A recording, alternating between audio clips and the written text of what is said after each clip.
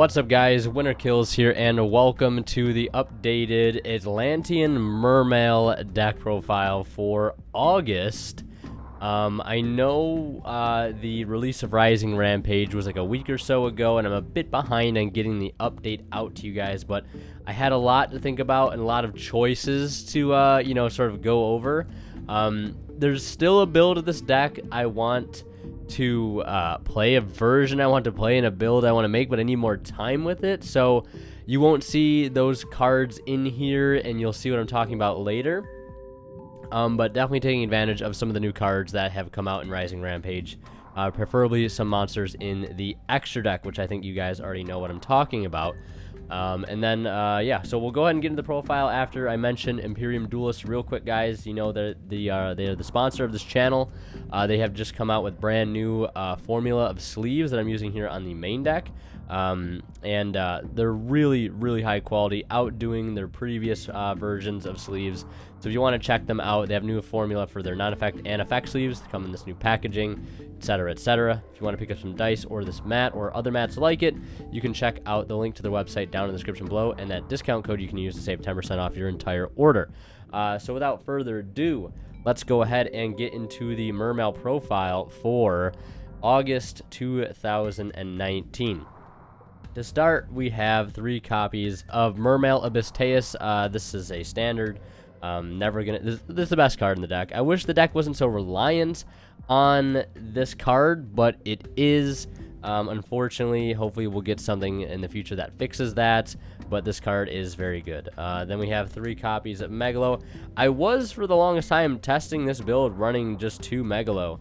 And honestly, that's something I might very much, and that's something I might very easily go back to, just because sometimes 3 can clog, and since we have an enemy to work with in the extra deck, Prince allows you to, or opening Undyne allows you to search Prince and get access to Prince way easier if you have other extenders in hand that require discards.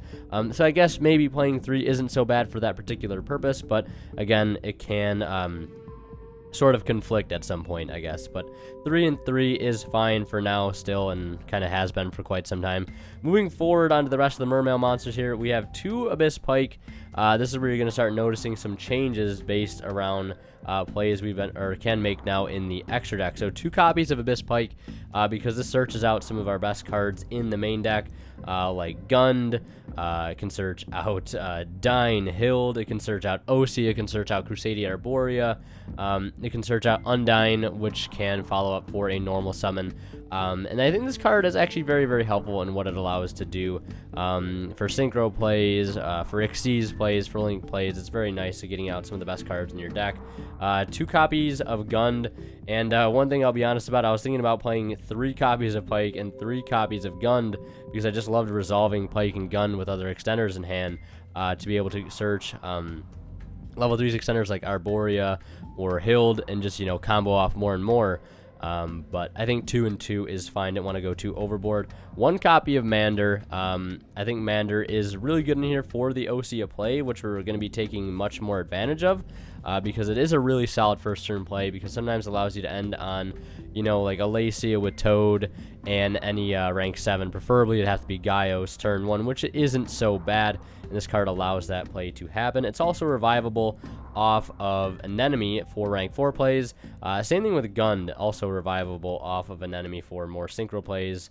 Not so much Xyz, maybe Link plays as well. 1 Osea, of course, 1 Dine, because this card actually, when added, can be special summoned. So in worst case scenario, if you need to add a Mermail monster off of your Alacia, you can add this to special summon it to sort of block damage. And at that point, you can also, when it's special summoned by the effect of a Mermail monster, you can special summon any level 3 Mermail monster in your graveyard. So you can summon Osea, you can summon Gund, you can also summon Hild, which I like as well, because it's sort of like a pseudo Gund. It allows you to get other Mermails out of your hand when it's sent to the graveyard, and also revivable by a Marincess, an enemy. Same thing with all of these cards here. So there's tons of cool combos you can do with an enemy, bringing back some of these cards. And these cards alone sort of take off the reliance of Teus Goons, Teus Diva, because when you open, like Undyne and Pike plays with Megalo, Like, it just allows you to access some cool plays, like just tons of cool plays. Then moving on for the Atlanteans, 3 Neptibus, the Atlantean Prince, of course, 3 copies of Dragoons, of course, 3 copies of Infantry, of course, 1 copy of Marksman. Marksman is cuttable. Yes, you could argue that. I don't like drawing this card, but I think it's a necessary evil, because sometimes being able to pick apart your opponent's back row, you know, whenever you want to, really is kind of nice, and you can recycle this card all sorts of ways. So just like you can recycle lots of water monsters in the extra deck, or in the main deck, as well as the extra deck. Next, we have the Undyne engine. This engine is significantly better now that we have an enemy.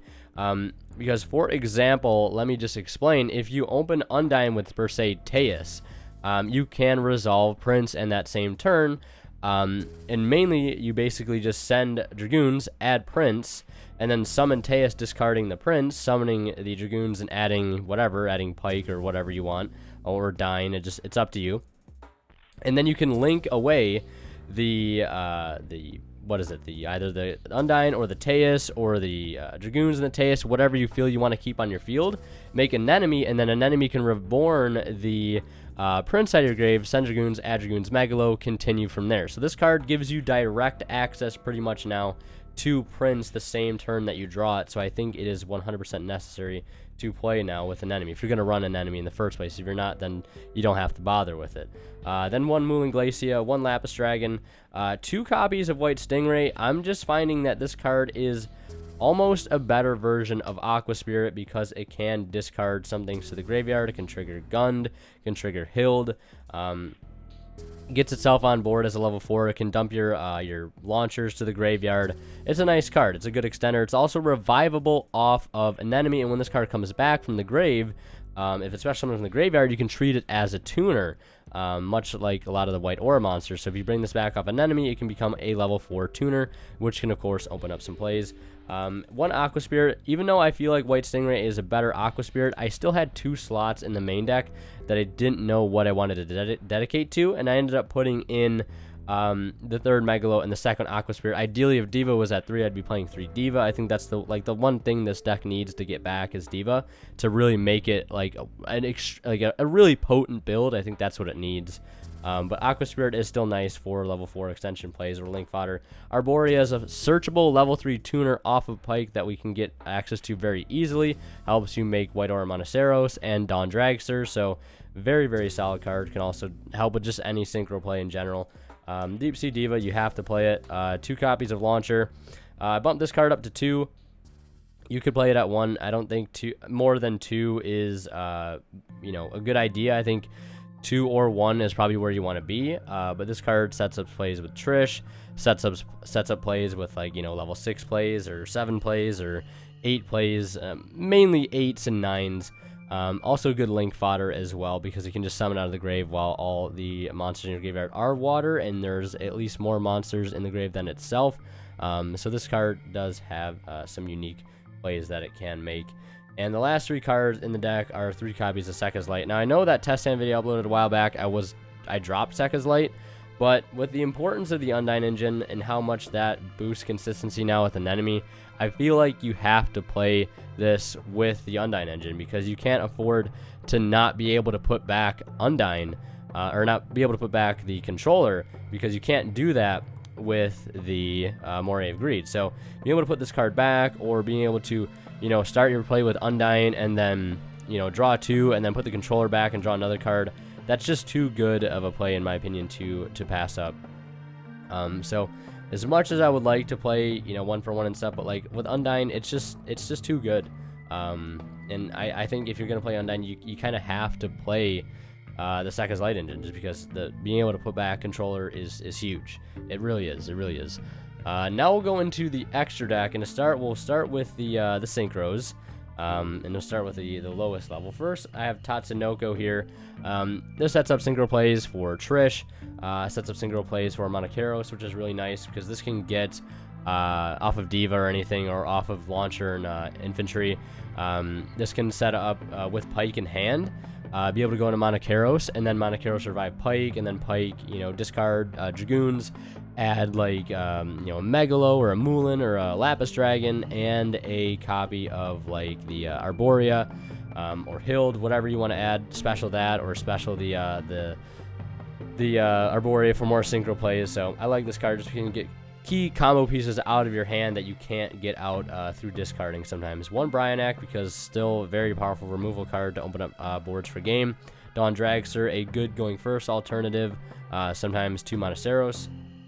One copy of Monoceros. This is a new synchro monster out of the Rising Rampage set. Basically, it says you need 1 tuner monster, or 1 water tuner and 1 non-tuner monster. Basically, when this card is synchro summoned, you can target 1 fish monster in your graveyard, special summon it, but it cannot attack this turn. You can only use this effect of white or Monoceros once per turn. If this card that you control is destroyed by battle, your opponent's card, and sent to the graveyard, you can banish one of the water monster from your graveyard, special summon this card, and if you do, it is treated as a tuner. So that's an interesting effect in of its own right. But it basically can monster reborn any fish monster in our graveyard, which I wanted to play a build around the Deep Sea King Coelacanth, because when this card is summoned, you discard, well, not when it's summoned, but you can discard a card to special summon as many fish monsters from your deck as possible. But the thing about running this is my gripe with it is it's really hard to set up, and you can only set it up if you either open Undyne and the rest of your hand is nuts, or if you open this with a really good hand with like Diva or Teus Dragoons, because you need to get this card in the graveyard to revive off Monoceros. It's just really hard to set up. I still want to keep going with this build, because I remember in my Discord, Larry Sama, you guys have seen him in replays and stuff. He's the mastermind behind figuring this stuff out, and me and him have kind of been theorying this build together. But for now, I'm trying to drop this, and I just need more time with a build that revolves around that card. But right now, I just can't make it work and, you know, feel good about it being super consistent with the time I've been given to work with it. 1 White Aura Whale, 1 Trish, of course. That is it for the extra deck monsters. Or synchro monsters, not the extra deck. 1 Gaios for the Xyz, because it's really good.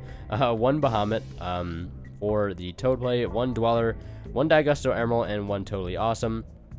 Emerald in here is really nice because you can recycle Dragoons and Diva.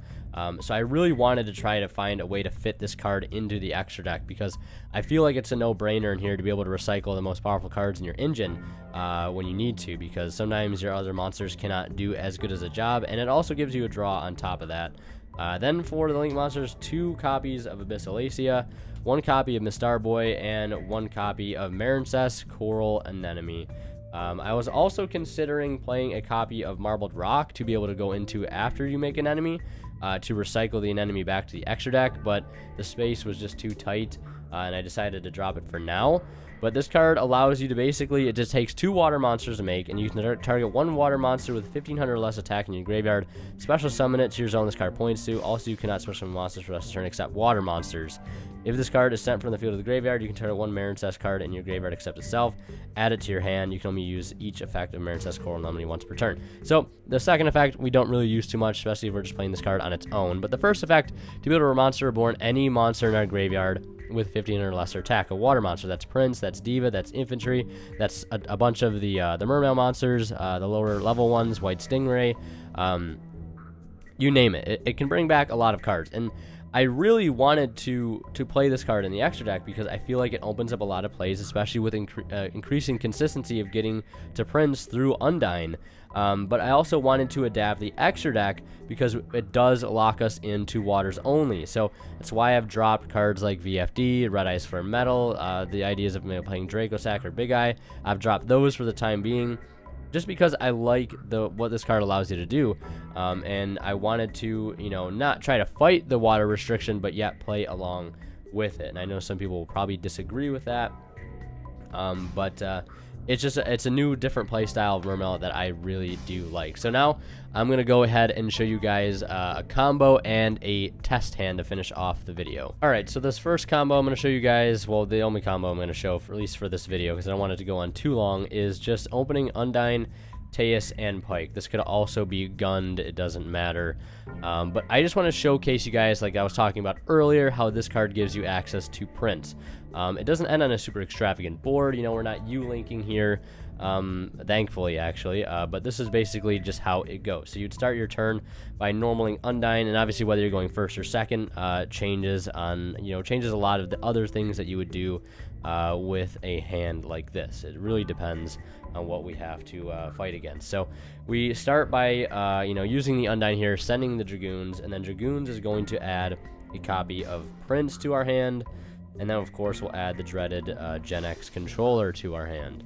Now from here, we will special summon the Teus by discarding the Prince, and then we'll go Teus 2, Prince 1, and here we will either grab, if we opened up the Gund, we will grab Pike, and if we open up Pike, we of course will grab Gund, and now the Goons will be special summoned out by the effect of Neptibus. Now from here, we can do a couple things. We can link away these two, we can link away these two, we can link away these two, but for this particular one, I'm just going to link away these two into a copy of Marincess, Coral, and Anemone. Now we'll use her effect to be able to special summon a water monster in our grave with 1500 or less attack. We'll summon the Prince, and now keep in mind we are locked into waters for the rest of the turn, but we are also resolving Undyne and Prince in the same turn, which is pretty crazy, something we definitely have never been able to do before in this deck. So we'll send Dragoons, and we'll add a copy of Dragoons and add a copy of Megalo. If I could find it, where is a copy of Megalo? There it is. Okay, it's hiding in the depths. All right, now from here, we could link away these two for a copy of Miss Starboy, because we cannot link into Alacia with an enemy because she is a cyber, so keep that in mind. From here, we'll special summon Megalo, and we'll discard the Gund and the Pike, and then we'll activate Gund's effect to summon out the Pike. Pike effect, discard the Dragoons that we had, and then we will add a copy of Prince for next turn, or we could add a copy of Infantry. We're just going to add, where is it? Off of the Pike, we're going to add a level 3 water, and that is going to be Arborea, and we are also going to add a copy of Prince, which I believe we already added here. So now, from here, we will special summon the Arborea over here to the zone Miss Starboy points to, and then we will Synchro into a level 7. We'll go into White Aura Monoceros, activate its effect to revive any fish monster in our graveyard, and the only fish monster we have currently is Pike, so we can revive Pike over here. And then from here, we can overlay these two into a copy of Gaios, and then link these two away for either a Marbled Rock, or you can go into this. And then we have a discard in hand still. We already have the controller to discard if we want for Search of Teus or whatever, or another copy of Gun, so that if this dies, we can send Dragoons or revive the Pike, and then Pike effect activate to ditch the Dragoons or the Gun, and then revive any other Mermails that we have in grave we've detached already for Gaios. Just a couple of plays that you could do. So that's really all I wanted to showcase there. It's not super extravagant, like I said, but it's just how you can take advantage of an enemy and the interaction it has with Undyne now, especially if you open up a card like Teus or Megalo alongside that hand with a given supply of water monsters, etc., etc. So now we'll go ahead and do a test hand. All right, so we're just going to go ahead and run through a quick test hand here and see what we can pull off. Hopefully I can just showcase you guys sort of how the deck works and answer any questions that anybody might have just from wondering how the deck operates from just watching a profile. So you guys have been liking these at the end of deck profiles, so we can go ahead and continue to keep doing them so long as they don't make the video go too long. So opening hand, we'll draw here, and we'll say we're just going to go second. We open Megalo, Lapis Dragon, Infantry, Megalo, Dragoons, and our 6th card is another copy of Dragoons. So this hand is really weird, but it will work nonetheless. So if we're going second, we'll start with the Megalo, of course, ditch the double Dragoons that we opened. And then from here, we will go ahead and add a copy of Deep Sea Diva. And since we already have Lapis Dragon in our hand, we might as well just go ahead and add any other Sea Serpent, which I'm going to go with a copy of Prince, actually. Now we'll normal summon Infantry. Infantry, extra normal summon for Diva. Diva will summon Prince.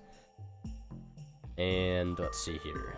Activate Diva, or not Diva effect, but activate the Prince effect to send Dragoons and add an infantry off of that, and then we could add any sea serpent, which I guess at this point we can add Mooling Glacia, since we don't really want to add another infantry or a marksman to our hand, because they won't do too much for us. I mean, unless if our opponent has cards for us to destroy, then of course they will work just fine. But right now, we'll just add the Mooling Glacia to keep it simple, I guess. Now, we can revive the Lapis Dragon off of the anemone, so that is a cool play that we could set up. But right now, just debating on what we want to link into first, because if we link into something, we can easily drop this Mooling Glacia, no problem. So let's start with just linking these two into... Actually, we could either Synchro into Tatsunoko if we opened up like a Pike. That would be really clutch if we opened up Pike with this hand, because we could Synchro into Tatsunoko, and then Synchro the Tatsunoko and the Pike in our hand into Monoceros. Monoceros would bring back Pike. Pike activate Ditch Prince. You know, Search Arborea, Summon Dragoons, etc., etc. You guys sort of see how that would play out. But I think from here we'll just go into Anemone to start, and then from here we'll drop the Mooling Glacia onto the field and take 2 cards out of their hand, and then at this point we can special summon the Diva off of the Anemone, and that point we will link away these 2 or a copy of Mistarboy. Get that level 2 tuner onto our field, link those into Mistarboy, and then from here we will special summon Megalo by discarding the... Actually, let's put this over here so we have a spot in the extra monster zone. So yeah, we'll summon this other Megalo, discarding the infantry and Prince. We'll destroy a card in their field, and Prince will activate now to summon a level or a Atlantean monster from our graveyard. I'm a mess. And then we'll synchro these 2 into a level 6. We'll go into Bryanak and use his effect, if need be, to discard this to spin a card on their field back to their hand. And at this point, we have a 3,300 Moulin, 2 2,900 Megalos, a 2,800 Bryanak, and a 1,900 attack Mistarboy. And if that ends up not being game, we can sort of try and secure it anyways with this here, a Gaios, since they're down 2 cards. We could link these 2 into a Alacia if we wanted to. But yeah, didn't play out too bad. Like I said, that hand was more on the worst spectrum, I would say. If we opened up Pike with that hand, there could have been a lot of cool plays that we could have done, like I said, with Tatsunoko and Monoceros, bringing that back for more plays. Would have been pretty cool. So yeah, that's going to be it for this deck profile with test hand and combo included. I hope you guys enjoyed the build this time around. I know it's probably a bit unorthodox. It's no Orcust Mermail. I know that you guys love the Orcust Mermail stuff. I don't know if you do or not, but yeah, that's going to be it for this profile. I hope you guys enjoyed. If you did, and you can be looking forward to seeing some more test hand videos with this deck and some duels as well, so you can see it in action. And yeah, don't forget to join Discord, follow me on Twitch, and check out Imperium Duelist down in the description below. And yeah, as always, guys, want to kill signing out. We'll see you in the next one.